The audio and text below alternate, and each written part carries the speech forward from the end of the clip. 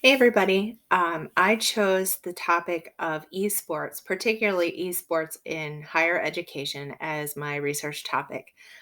What I'm finding is I kind of stumbled into a topic that's really a lot of a rabbit hole.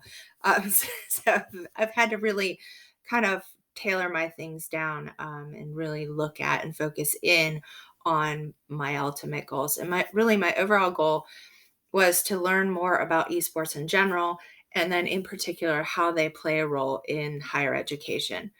And I chose this topic because I personally have a 14-year-old who is very much into gaming and interested in the leagues like Rocket League, has friends who have gone professional, and I have no idea what that really means or what that is like. So, delving into this topic has really given me some insight on that.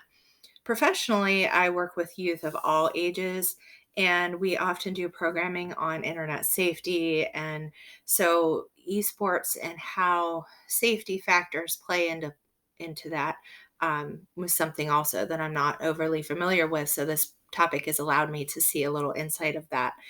And I'm also connected with 5 universities in the area to do programming with.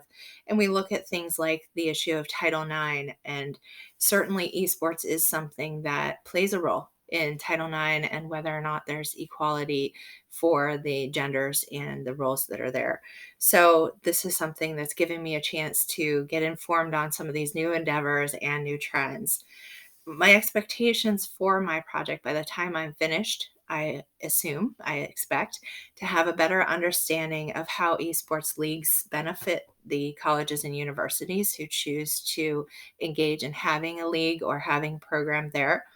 And I also expect to have a better understanding of how youth can get involved and participate within higher education as to whether there are advantages or disadvantages to having been a player in a high school league or had some sort of other coaching.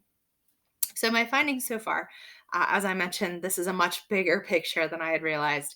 And it's incredibly amazing to me how fast it's growing.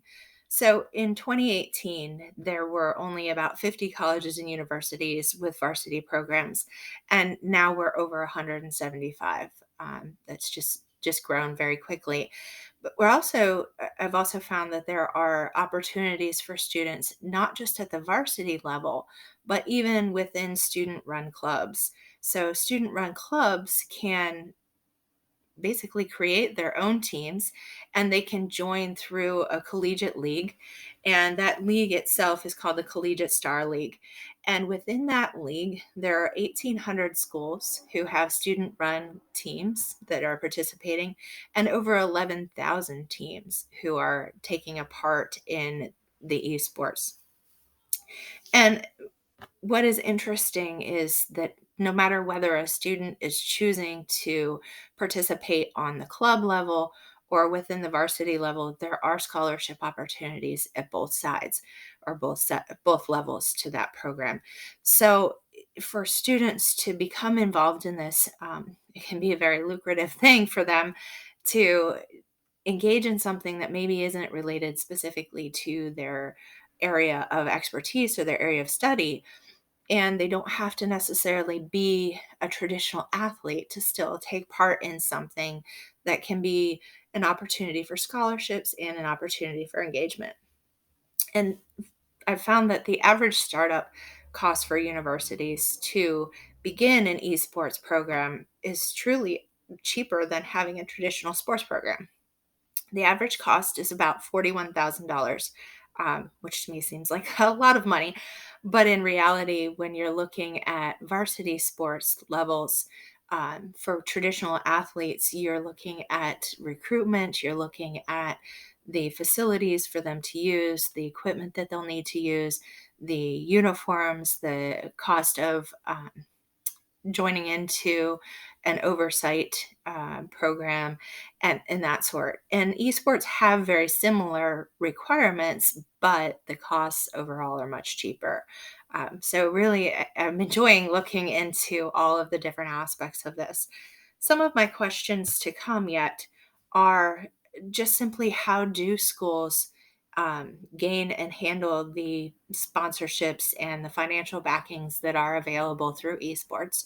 How do they put some of that profit onto students, and how do regulations happen? And then also, I'm just figuring out the best way to boil everything that I found down into the essential portions that I want to put into my outcomes and my findings. So I'm excited to share everything that I'm learning with everyone in that final report. So thank you.